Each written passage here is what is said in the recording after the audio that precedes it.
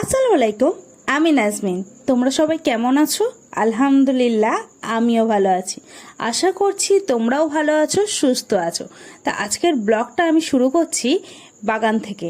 আজকে হঠাৎ খেয়াল পড়লো যে কচুটা কি বড় হয়ে গেছে। হঠাৎ করে আমি প্রত্যেকদিন দেখি কচু গাছটা বড় হয়েছে, কিন্তু এই দিকটা আসা হয় না যে কচুটা কত বড় সাইজ হয়েছে। শুধু দেখো কত বড় হয়ে গেছে। আমি তো দেখেই অবাক যে কচু এত বড়ও হয়। আমাদের আগেও কচু হয়েছে, মানে বড়, কিন্তু এত বড় আমি কখনো দেখিনি। হয়তো আগে হয়েছে, আমি জানি না। তো আমার কিন্তু দেখে খুবই ভালো লাগছিল, মনে হচ্ছিল তোমাদের সাথে শেয়ার করি। কচু গাছটা দেখতেই কতটা ভালো লাগছে, তাই না?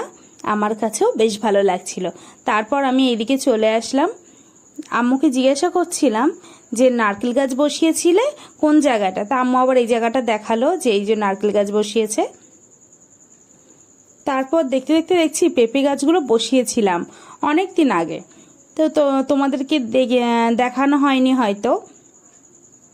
তো হঠাৎ করে দেখছি দুটো গাছে দেখো পেঁপে চলে এসছে। দেখে তো খুবই ভালো লাগছিল যে পেঁপেগুলো চলে এসছে। আর অন্য অন্য গাছে জানো তো পেঁপে হয়নি। তারপরে এই যে তেজপাতা গাছটা ভাই বলছিল ডালটা কেটে দেয়, একদম গোড়ায় আছে। তো আম্মু বারণ করলো। দেখো আম্মু পানি দিয়ে দিচ্ছে গাছগুলো। যে পরিমাণে রৌদ্র পড়ছে, পানি না দিলে হয়তো শুকিয়ে যেতে পারে, ওই জন্যই গাছে পানি দিয়ে নিচ্ছে। তারপর বাগানের দিকে এসে হঠাৎ খেয়াল করলাম, দেখো এই কলা গাছটায় মোচা আছে। তো আম্মু বলছিল আর কয়েকদিন পরে পারবে, কিন্তু ভাই একভাবে জেদ করছে না, ও আজকেই পারবে। তো এই নিয়ে কিছুটা কথা হলো যে পারবে কি পারবে না, এটা নিয়ে হঠাৎ করেই দেখি লাফিয়ে মোচাটা পেরে নিয়েছে। আমি যতক্ষণে ক্যামেরা ধরবো ততক্ষণে দেখছি পাড়াও হয়ে গেল। দেখো মোচাটা থাকতে কলা গাছটা কতটা ভালো লাগছিল।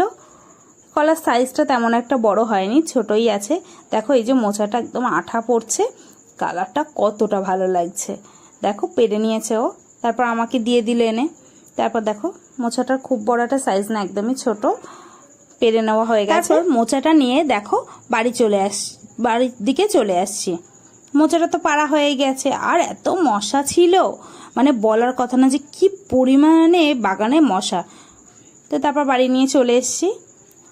তা আম্মু বললো ওখানে রেখে দিতে, তা আমি ওই জন্য রাখতে যাচ্ছি ঘরের বারান্দায়। দেখো আমি রাখতে যাচ্ছি মোচাটা।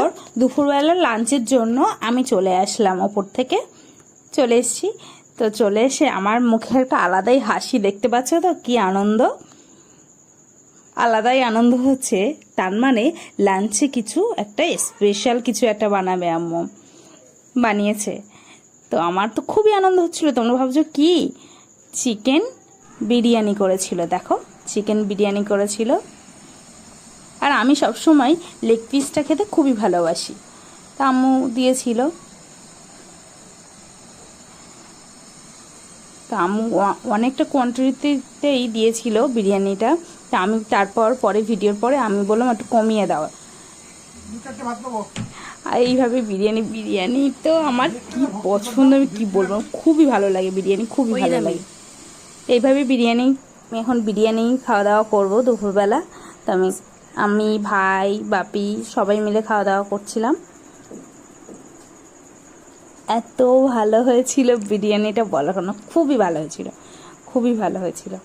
আর আমার এত ভালো লাগছিল না, আমি তো আম্মুকে শুধু বলছিলাম খুব সুন্দর হয়েছে, খুব ভালো হয়েছে। তো এইভাবে দুপুরবেলা আমি বিরিয়ানি দিয়ে খাওয়া দাওয়া করছিলাম, দুপুরে লাঞ্চ করে নিচ্ছিলাম, খুবই ভালো হয়েছিল। তো এইভাবেই দুপুরবেলা খাওয়া দাওয়ার পরে তখন বাপি বলছিল পেঁপে কাটার জন্য, পেঁপেটা পেকে গেছে। তো আমি বললাম বিকালের দিকে কেটে দেবো। তো আমি নিয়ে চলে এসেছি। এবার আমি ভালো করে ধুয়ে নেব। পেঁপের কালারটা দেখছো একদম কতটা সুন্দর।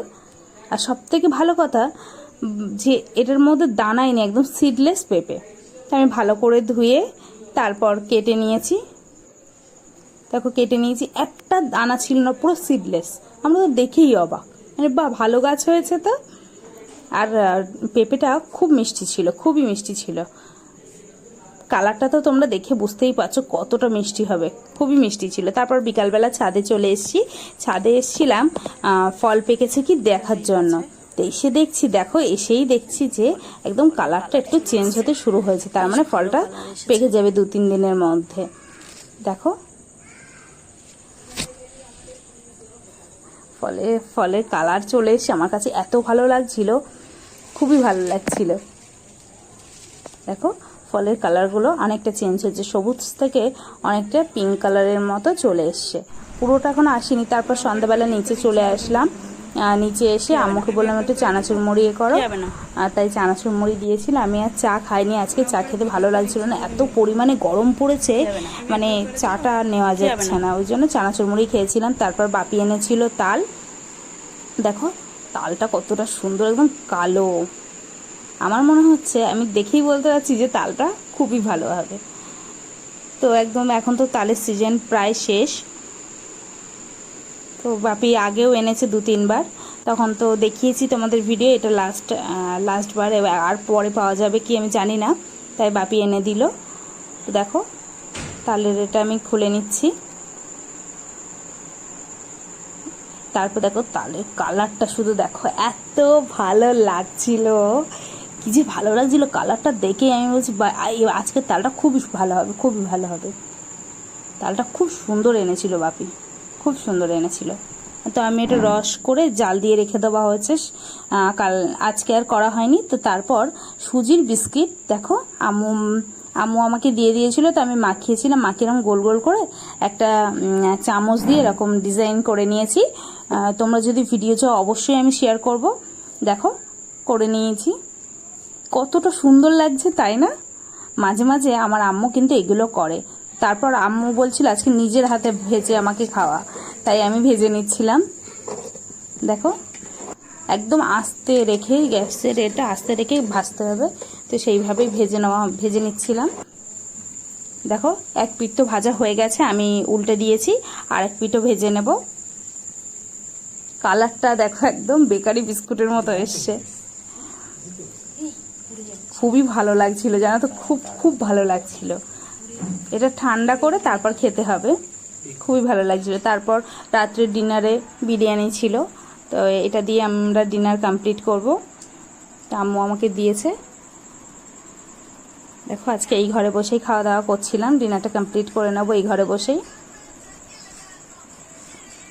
চিকেন বিরিয়ানিটা খুবই ভালো হয়েছিল, খুব ভালো হয়েছিল। তো এইটা দিয়েই আমি ডিনারটা কমপ্লিট করব, খুবই ভালো হয়েছিল।